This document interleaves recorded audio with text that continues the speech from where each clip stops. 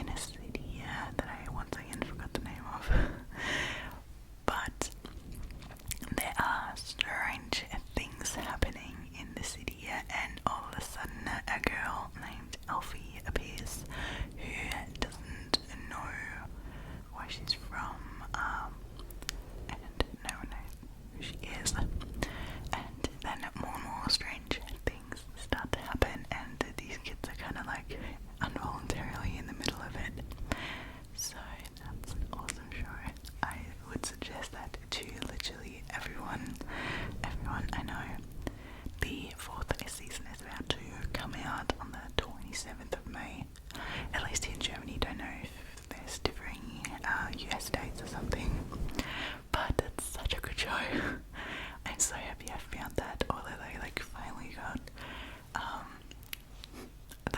got lured into watching it.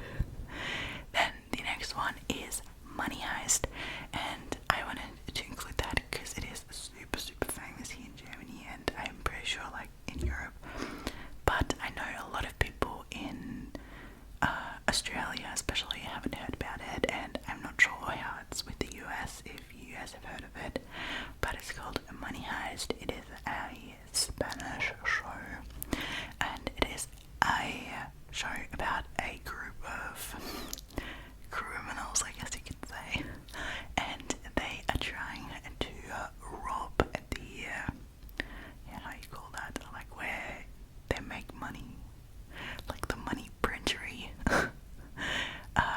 Yeah, you get the vibes. But they're trying to rob that place, and they think of like a crazily cool plan, and I didn't know I'm gonna like this show so much, but it's so good. They kind of wrap it up within the first 2 seasons, so they were the initial seasons, but then they made a 3rd, a 4th, and a 5th season. Is there a 5th? I think there's a 5th, but that's it, and I love this show. So you can stop watching after the 2nd season, but if you want to know how it continues, you need to watch the whole thing. I would recommend it. It only gets better. It maybe gets a little less, you know, like at the end of the show, it's kind of like everything's unraveling. It's so mind-blowing. It's so cool.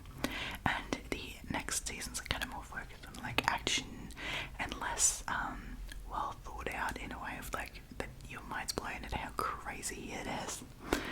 So yeah, but definitely recommend it if you speak Spanish and do watch it in Spanish. But I started watching it in English as well, and like I didn't watch it in Spanish. I watched it in German. But yeah, I'm pretty sure the English dub is quite good, because I did start watching it in English as well. But I know like the English countries usually don't hear about shows that were filmed somewhere else and then got dubbed.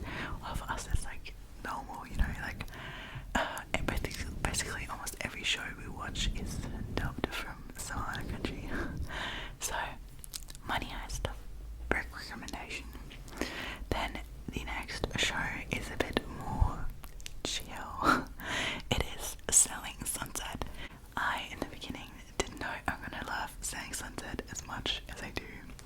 So it follows around a brokerage in Los Angeles, and it basically follows around their agents, how they navigate their job, and it's a lot about like their own drama. It's a lot about their drama and stuff, their personal problems with each other, and it's, I don't know, I love it for the tea. It's so good. If you like to watch like neighborhood gossip or something, you love that show. More heavy, and it's a bit different. It's a mini series as well on Netflix, and it is called Quicksand, and if you love my scary stories, you might enjoy it. It basically is about this girl who involuntarily gets pulled into the plans of a mass shooter, and it starts with the trial, and it has like a lot of flashbacks of how it got to the situation, and it is a really heavy show. Be prepared, but it's really good as well. It makes you think a lot, and it's definitely pulling on the heartstrings. So don't watch it if you're lighthearted. Like, but it's definitely a really good show. I enjoyed watching it. I think I watched it with my host mom in Australia, and she didn't want to work. We just binged it for the day, and we like picked up my host kid like super late from the kindergarten because we had to finish the show. It was that good. Okay, but now going on to Amazon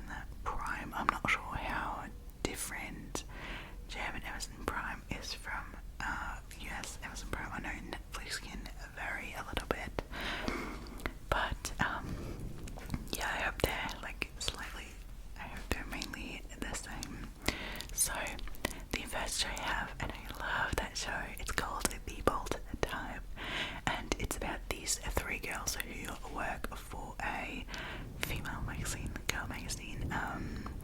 So one of those magazines, you know, like Vogue and stuff, but it's called Scarlet. And one's the social media editor, one's the secretary, and the other one's a writer there. So yeah, they're all friends, and they're trying to navigate the life there and their personal life and stuff. It's a lot about them, it's a lot about their characters, and I love this show. It's super interesting. They also make sure to speak about a lot of important topics. So their episodes talking about sexual identity. There's some talking about like issues with racial identities. There's stuff on like, you know, infertility, like a couple more. I can't like think of everything now. There's like breast cancer, I'm pretty sure. So there is a lot of really you know, important topics that need to be spoken about, that people need to be aware about. That's, you know, really nice. It almost feels like, you know, like how the girl magazines always write about that, so it's almost like they made the show a girl magazine in itself. But it's just so well done. I love the show. It's definitely tugging on your heartstrings, but they're such well thought out characters, and the show's just amazing. I love it. And next to two shows I have on Amazon Prime are going to be a little quicker.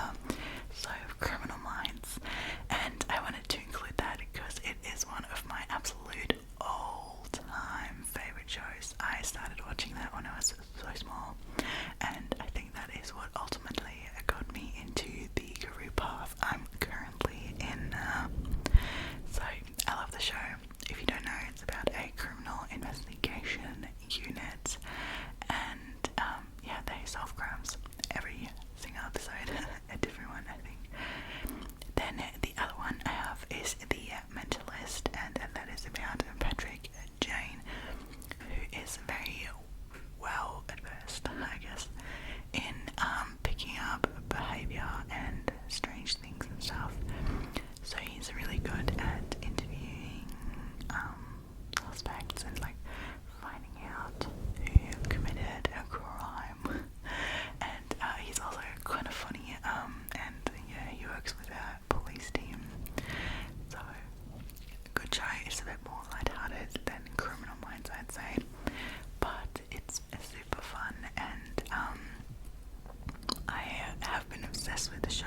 The last like 2 seasons aren't too good, but I think they're like 7, so you have plenty to go before it gets not so good. But we're gonna go on to Disney Plus. So I just recently got Disney Plus, so I'm not like too much in the game with shows on it. But one of the shows while I got it was Lost. That is about a plane who crashes on like an island, and they're basically lost there, stranded, and they can't get off it. And then the island seems to be a little weirder than they initially thought. And I love that show. So much mystery, so much going on. I also love, you know, like seeing a bit of different shows. Just whenever something different to my own life happens, it's amazing. So yeah, Lost is definitely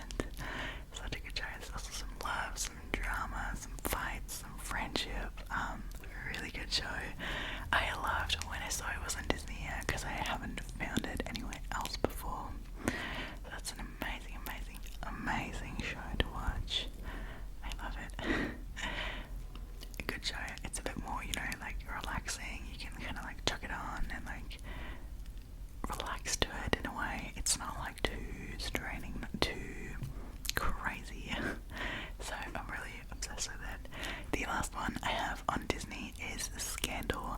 I am not through it myself, so I can't say too much, but it's basically